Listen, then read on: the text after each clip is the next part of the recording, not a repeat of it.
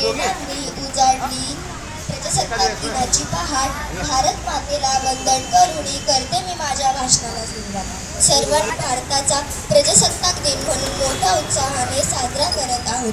15 August 1947 रोजी आपला भारत देश स्वतंत्र झाला, पण भारताला खरे स्वातंत्र्य मिळाले 26 जानेवारी 1950 या दिवशी। डॉक्टर बाबासाहेब आंबेडकर यांच्या अध्यक्षतेखाली एक मसुदा समिती नेमली। या समितीने 2 वर्ष 11 महिने 18 दिवस अथक परिश्रम करून भारत देशाला एक संविधान प्रदान केले। 26 जानेवारी 1950 रोजी हे संविधान अंमलात आले आणि आपला भारत देश लोकशाही व प्रजासत्ताक बनला। लोकशाही म्हणजे लोकांनी लोकांच्या हिताकरिता लोकांकरवी चालवलेले राज्य होय। म्हणूनच 26 जानेवारी हा दिवस आपण भारताचा प्रजासत्ताक दिन म्हणून मोठ्या उत्साहात साजरा करतो। प्रजासत्ताक दिन हा प्रत्येक भारतीयासाठी अभिमानाचा दिवस आहे।